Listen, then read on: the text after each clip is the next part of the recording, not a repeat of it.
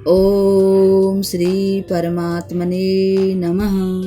आदरणीय भक्तजनों, सादर प्रणाम। हम आज श्री रैदास या रविदास जी की कथा को श्री नाभाजी द्वारा वर्णित भक्तमाल जी में श्रवण करेंगे, जिनकी एक बात पूरे विश्व में मेरे ख्याल से बड़ी प्रसिद्ध है कि मन चंखा तो कठौती में गंगा। इसको कहने वाले श्री रैदास ही थे। प्रणम्य शिरसा देवं गौरीपुत्रं विनायकं भक्तावासं समरे नित्य मायुः कामार्थ सिद्धै। या देवी सर्वभूतेषु विद्यारूपेण संस्थिता नमस्तस्यै नमस्तस्यै नमस्तस्यै नमो नमः। या देवी सर्वभूतेषु वाणीरूपेण संस्थिता नमस्तस्यै नमस्तस्यै नमस्तस्यै नमो नमः।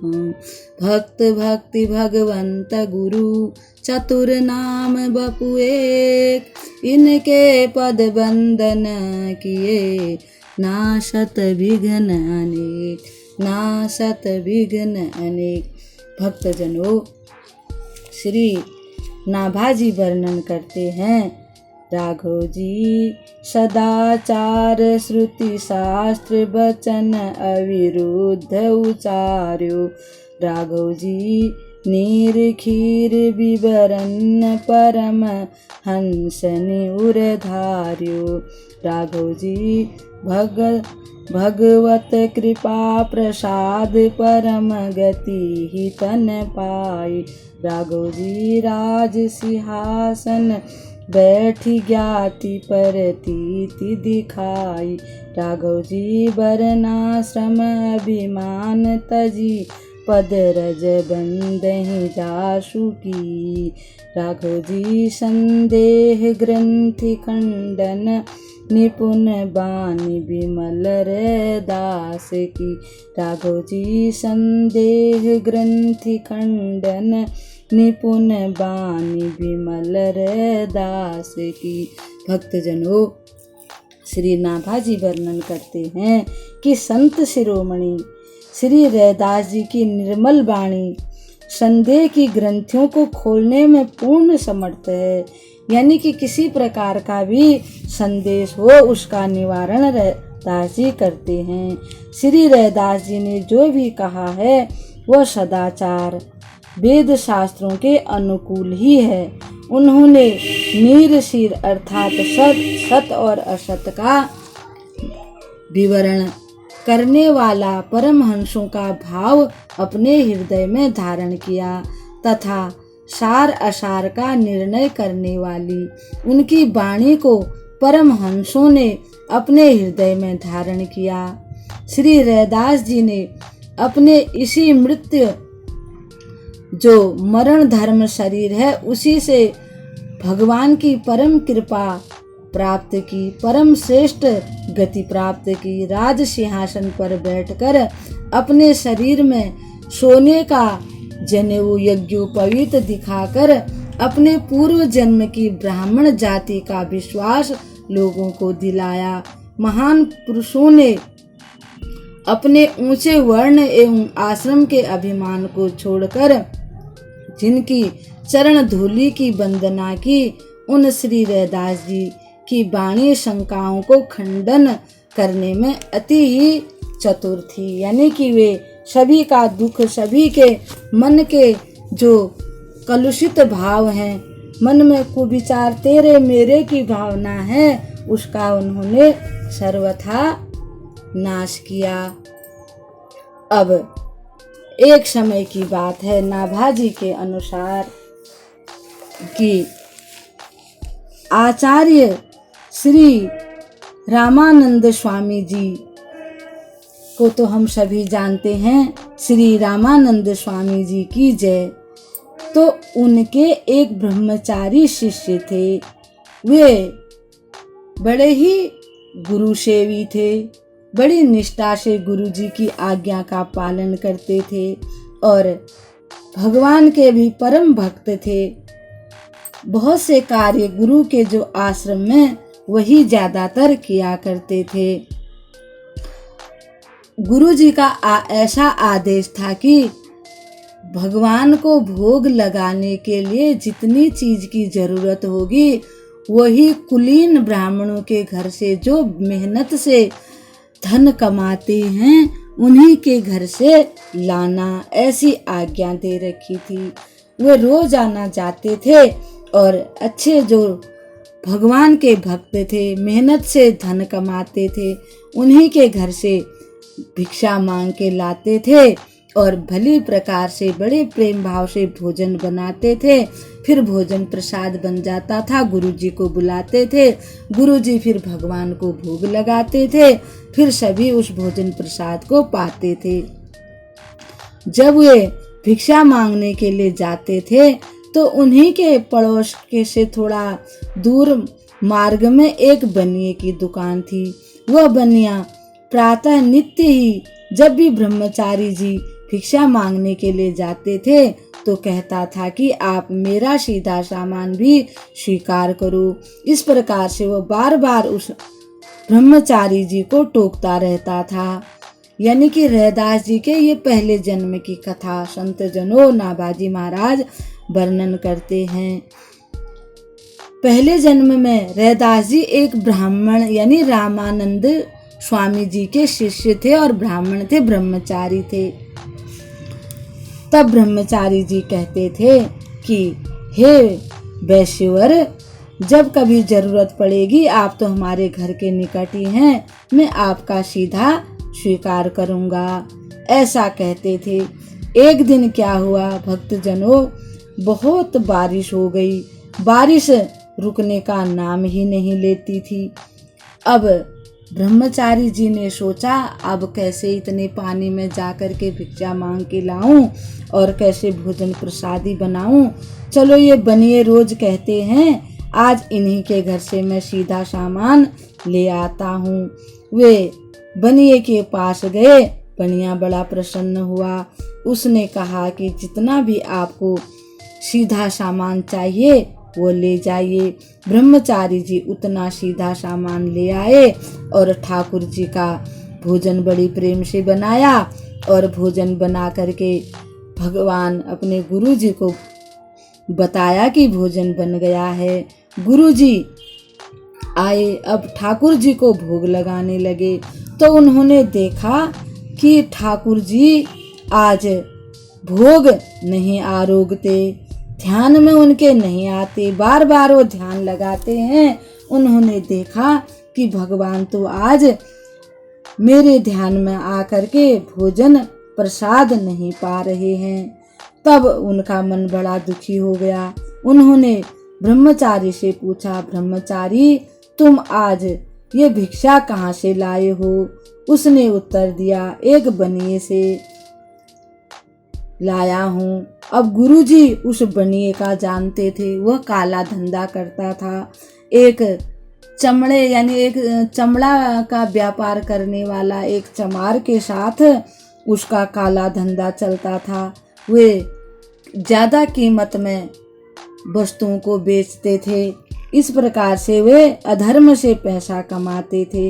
इसलिए गुरुजी ने कहा था कि ऐसे अधर्मियों के वहाँ से जो मुनाफाखोर हैं उनके वहाँ से मत लाना। अब गुरुजी को बड़ा क्रोध आ गया। उन्होंने कहा कि तुमने जो काम किया है तुमने अच्छा नहीं किया, मेरी आज्ञा की अवहेलना की, तू बड़ा पापी है, मैं तुझे आज शाप देता हूँ। तूने मेरी बात नहीं मानी, नीच की भिक्षा ली, अतः जाकर उसी घर में, उसी नीच के घर में तुम जन्म लो। ऐसा जब कहा तो रैदास जी सोचने लगे मुझसे बड़ी गलती हो गई। तब उनका दूसरा जन्म एक चमड़ा बेचने यानी चमड़ा का व्यापार करने वाले चमार के घर में हुआ। अब वे सदाचारी थे, ब्रह्मचारी थे, गुरु के भक्त थे, भगवान के भक्त थे। जन्म तो हो गया, परंतु उनको अपना पहला जन्म याद था कि मैं श्री रामानंदाचार्य जी का शिष्य था, मेरे से ऐसी गलती हो गई। वह अब अपने माता का दूध नहीं पीते थे। माता पिता सब घर में बड़े दुखी हो गए। अब बालक दूध न पिए तो दुख तो होता ही है।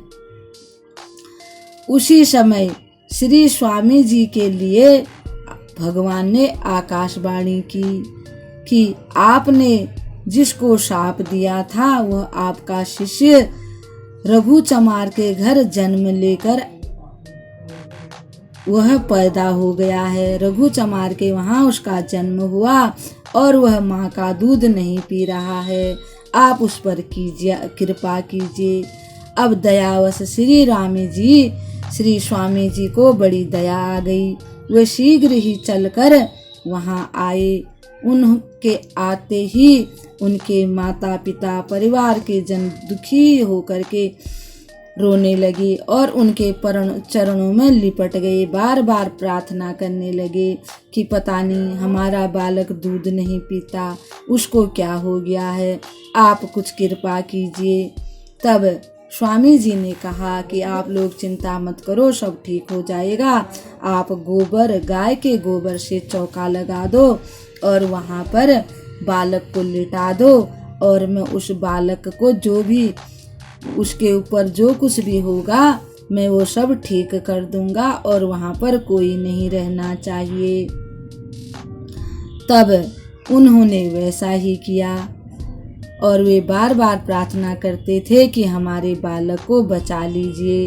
तब स्वामी जी ने बालक को दीक्षा दी और कहा कि माँ तो माँ होती है। अब तुम्हारा जन्म जिस धर्म में हुआ है, जिस कुल में हुआ है, तुम धर्म पूर्वक उसी का पालन करो, उसी से तुम्हारा कल्याण हो जाएगा। बालक को दीक्षा दी, शिष्य बनाया और दूध पीने की आज्ञा दी। बालक के सब पाप दूर हो गए और वह दूध पीने लगा। श्री रैदास जी आचार्य को ईश्वर के समान जानकर मन ही मन पछताने लगे कि मैं बिल्कुल ही अज्ञानी और अपराधी था, पर स्वामी जी ने मेरे अपराधों को भुलाकर इतनी कृपा की कि स्वयं ही मुझको दर्शन देने के लिए पधारे। मन में बड़ा प्रसन्न हुआ वह बालक, क्योंकि उसको अपना पहला जन्म याद था। संत जनों, एक बार की बात है, अब रैदास जी धीरे धीरे बड़े होने लगे। जब वह बड़े हो गए तब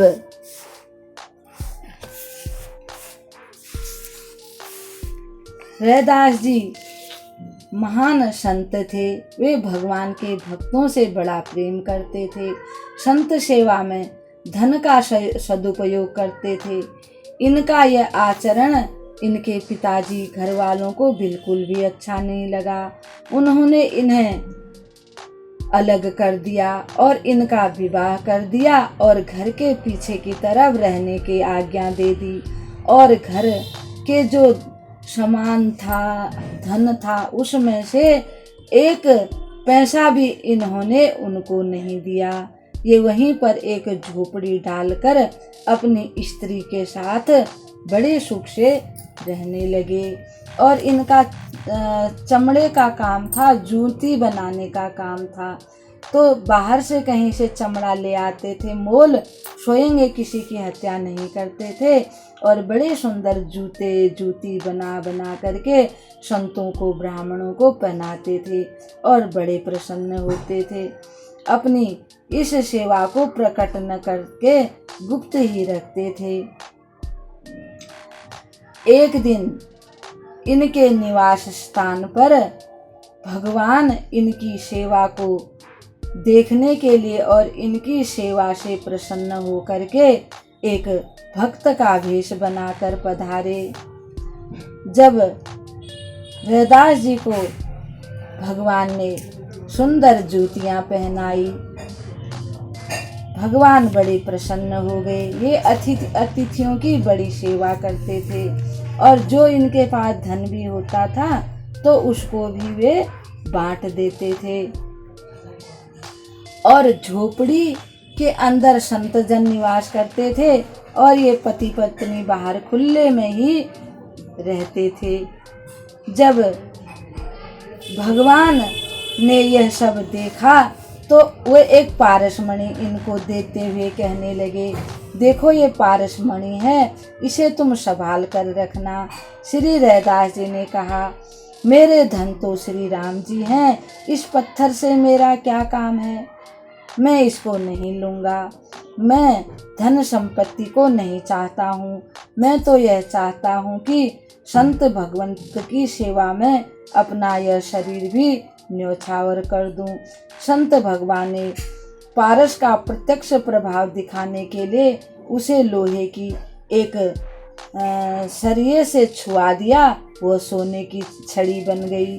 फिर पारस देकर श्री रैदास से बोले कि आप कृपा करके इसे रख लो और आवश्यकता पड़ने पर इसे निकाल लेना। तब श्री रैदास ने कहा, यदि आप नहीं मानते हो तो इसे ठाकुर जी के छप्पर में ऊपर रख दीजिए। और उन्होंने वह ऊपर छप्पर में खोस दी और जब आप आओगे निकाल के ले जाना। साधु भेषधारी भगवान श्याम सुंदर 13 मास बीत जाने के बाद फिर रैदास के यहाँ आए और बड़े प्रेम से बोले, कहिए रैदास जी, पारस का प्रयोग करा या नहीं किया, सेवा में लगाया या नहीं लगाया। रैदास जी बोले, जहाँ आप रख गए थे वहीं रखा होगा, आप उसे ले लीजिए। श्री रैदास जी की ऐसी बात सुनकर पारस को लेकर भगवान वहाँ से चले गए। अब इसके बाद भगवान ने जो लीला रची उसे सुनिए। प्रातःकाल जब श्री रैदास जी उठे, ठाकुर की सेवा करने के लिए नित्य ठाकुर जी के मंदिर में गए। वहाँ साफ सफाई करने के लिए देखा तो वहाँ पर 5 मोहरें मिली। अब उनको बड़ा आश्चर्य हो गया, जैसे उनके लिए तो मोहरें मानो बिच्छू हैं। उनको चिमटे से पकड़कर रैदास जी नित्य गंगा में डाल आते थे। अब ऐसा कई दिन तक हुआ तो रैदास जी ठाकुर जी की सेवा करने में भी भयभीत होने लगे कि वो सोचने लगे, रोज रोज यहाँ सोने की मोहरें कौन डाल के जाता है। सोचने लगे, अब मैं कैसे भगवान की सेवा करूं। तब भगवान ने स्वप्न में श्री रैदास जी से कहा, तुम अपना हट छोड़ दो और मैं जैसा चाहता हूँ वैसा करो। अंत में श्री रैदास जी ने भगवान की आज्ञा मान ली। नित्य प्राप्त मोहरों से एक नई जगह लेकर विशाल एक बड़ा ही आश्रम बनाया और उसमें संतों का निवास होता था। भगवान का भव्य मंदिर बनाया, उसमें दिन रात सेवा और भजन कीर्तन लगातार होता रहता था। ऐसा लगता था कि जैसे भक्ति देवी यहीं रम गई हों, भक्ति देवी का यहीं निवास हो गया है। साधु संत भक्त ब्राह्मण आते थे, उनका खूब आदर सत्कार होता था। भजन कीर्तन भागवत इत्यादि वहाँ होते रहते थे। उसी समय भगवान की ऐसी प्रेरणा हुई कि रघुवंश शिरोमणि ने ब्राह्मणों के हृदयों में प्रेरणा की कि रैदास की सेवा का विरोध करो, उसे बंद करा दो। तब बहुत से ब्राह्मणों ने एकत्र होकर राजा के आगे भरी सभा में श्री रैदास जी को गाली देते हुए पुकारा कि उन पर आरोप लगाया कि वे शूद्र होकर पूजा करते हैं, यह अन्याय है, इसे रोका जाए, अन्यथा आपका राज्य नष्ट हो जाएगा। तब राजा ने श्री रैदास जी को बुलाया तथा उनका चमत्कार देखकर न्याय किया और श्री रैदास जी को सेवा का अधिकार प्रदान किया। ऐसा श्री नाभाजी महाराज वर्णन करते हैं। भक्तजनों, एक समय की बात है, श्री रैदास जी का एक मित्र गंगा स्नान करने के लिए जाने लगा तो उसने कहा, रैदास तुम भी चलो। रैदास जी ने कहा कि मेरे पास अभी टाइम नहीं है, परंतु तुम मेरा एक काम करना। उन्होंने एक मोहर दी और कहा कि इसको तुम गंगा मैया को मेरी तरफ से भेंट में देना और कहना ये रैदास ने भेजा है। और गंगा मैया जब गंगा नदी से अपने हाथ बाहर निकालें और मैया के हाथ में ही देना, अगर नहीं निकालेंगी तो मत देना। अब वह इनका मित्र गया, उसने स्नान इत्यादि किया और प्रार्थना की, हे गंगा मैया, रैदास जी ने आपके लिए भेंट भेजी है, आप इस भेंट को स्वीकार कीजिए। गंगा मैया ने बाहर हाथ निकाले और उन्होंने वह सिक्का गंगा मैया को भेंट स्वरूप दे दिया। और गंगा मैया जी ने एक बड़ा ही सुंदर कंगन दिया और कहा कि तुम इसे मेरी तरफ से रैदास जी को दे देना।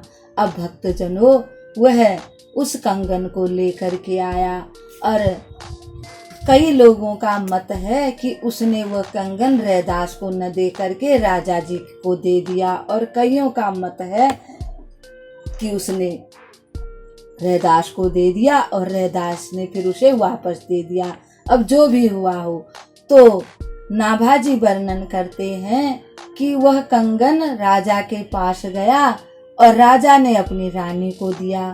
रानी को वह कंगन बड़ा ही पसंद आया। उसने कहा कि ऐसा ही एक कंगन मुझे और दिला दीजिए, ये बड़ा सुंदर कंगन है, एक कंगन से मैं क्या करूंगी, एक हाथ में तो पहनूंगी, दूसरे में क्या पहनूंगी। तब राजा ने उसको बुलाया और कहा, ये कंगन तुम कहाँ से लाए? तो उसने सारी बात बता दी। फिर राजा रैदास के पास आए और कहने लगे, रैदास जी, एक ऐसा ही कंगन और दे दीजिए। सारी बात बताई। रैदास जी के पास एक कठोता था, उसमें वो अपना चमड़ा भिगाते थे और उसी में उन्होंने हाथ डाला और कहा कि मन चंगा तो कठौती में गंगा। और गंगा मैया वहीं पर प्रकट हो गई और गंगा मैया उसी कटौते में से उन्होंने एक सुंदर कंगन निकाला और राजा को दिया और रैदास जी की जय जयकार होने लगी। सब लोग राजा का आदि सब उसका प्रभाव, रैदास जी की प्रभाव को जान गए कि रैदास जी कितने बड़े भक्त हैं। भक्तजनों, नाभाजी वर्णन करते हैं, चित्तौड़ नगर में झाली नाम की एक रानी रहती थी। किसी गुरु से उसने कान में मंत्र नहीं लिया था, क्योंकि उसको अपने अनुसार वो जैसे गुरु से दीक्षा लेना चाहती थी, अब तक उन्हें कोई ऐसा गुरु नहीं मिला। वह काशी आई और श्री रैदास जी के यश को सुनकर वह दर्शन मात्र से सतगुरु की बुद्धि उनमें आ गई। वो सोचने लगी कि ये इतने महान संत मेरे को मालूम होते हैं, और जैसे ही उनको देखा तो उनका मन प्रसन्नता से भर गया। उन्होंने कहा, यही मेरे गुरु बनने योग्य हैं।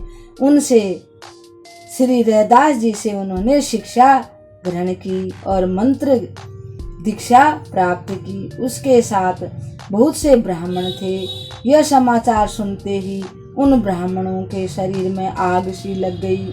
वे सब लोगों की भीड़ को लेकर राजा के पास गए और कहा, रैदास जी को दीक्षा देने का अधिकार नहीं है, उन्होंने अनिष्टकारी चेष्टा की है, आप न्याय करें। तब राजा ने कहा, अवश्य न्याय होगा। रैदास जी को बुला लिया और एक भगवान की सुंदर मूर्ति एक सुंदर सिंहासन पर विराजमान की और कहा कि जो कोई अपने भक्ति के प्रभाव से, अपने मंत्रों के प्रभाव से इस मूर्ति को अपने पास बुला लेगा तो वह भगवान का सच्चा भक्त कहा जाएगा और वह मंत्र दीक्षा देने का अधिकारी और भगवान की भक्ति करने का, उसको सब प्रकार का भगवान की जितनी सेवा है उसका अधिकार प्राप्त हो जाएगा। अब सबने यह शर्त स्वीकार कर ली। रैदास जी को भी बुलाया गया और ब्राह्मणों ने वेद मंत्र स्वर से वेद पाठ करने लगे, वेद मंत्रों का ज्ञान करने लगे, भगवान का आह्वान करने लगे, परंतु भगवान उनके पास नहीं आए। उसके बाद राजा ने कहा कि हे रैदास जी, अब आपकी बारी है, आप भगवान को प्रसन्न करके अपने पास बुला लीजिए। तब रैदास जी ने कहा कि पतित पावन नाम आज प्रभु प्रकट कीजिए, और कहा कि दशा निज दास की भगवन संभालोगे तो क्या होगा। दशा निज दास की भगवन संभालोगे तो क्या होगा। जिन्होंने तुमको करुणा कर पतित पावन बनाया है, जिन्होंने तुमको करुणा कर पतित पावन बनाया है, उन्हीं पति तुमको तुम पावन, उन्हीं पति तुमको तुम पावन बना दोगे तो क्या होगा। दशा निज दास की भगवन संभालोगे तो क्या होगा। अगर चरणों की सेवा में लगा लोगे तो क्या होगा। अगर चरणों की सेवा में लगा लोगे तो क्या होगा। हे भगवान, अगर आप हमें अपने चरणों की सेवा में लगा लोगे, जिन्होंने आपको, पतितों ने ही तो आपको पावन बनाया है, आप पतित पावन कहे जाते हो, अगर आज इसको प्रकट कर दोगे तो क्या होगा। यह पद जब उन्होंने गाया तब भगवान श्री रैदास जी की गोद में आकर विराजमान हो गए। जय जयकार होने लगी, जय हो जय हो जय हो, जय जय ध्वनि चारों तरफ से होने लगी। झाली रानी के बुलाने पर श्री रैदास जी चित्तौड़गढ़ पधारे। रानी ने बड़ा भारी स्वागत सत्कार किया और बहुत सा धन तथा वस्त्र न्यौछावर किए। साधुओं के विशाल भंडारे हुए। यह सुनकर बहुत से ब्राह्मण भी वहां पधारे। उन्होंने भंडारे में भोजन करना स्वीकार नहीं किया। उन्होंने कहा, यहाँ रैदास जी आए हैं, ये तो शूद्र हैं, हम इनकी उपस्थिति में यहाँ भोजन नहीं करेंगे। तब ब्राह्मणों को रानी ने सीधा सामान दिया और ब्राह्मणों ने बड़े प्रेम से रसोई बनाई, भगवान का भोजन बनाया, भोजन प्रसाद बनाया और भगवान को भोग लगाया। अब सब ब्राह्मण पंक्ति में भोजन करने के लिए बैठ गए। अब जैसे देखते क्या है कि दो दो ब्राह्मणों के बीच में रैदास जी दिखाई देने लगे। दो दो ब्राह्मणों के बीच में रैदास जी दिखाई देने लगे। अब ब्राह्मणों को बड़ा आश्चर्य हो गया। वे कहने लगे, ये सब क्या हो गया। उनकी आंखें खुली की खुली रह गई। तब वे दीन वाणी से अपराध क्षमा करने की प्रार्थना करने लगे। वे बोले, हे प्रभु, हमें क्षमा कर दीजिए, हम रैदास जी की महिमा को नहीं जानते। लाखों ब्राह्मण भी तब फिर उनके शिष्य हो गए।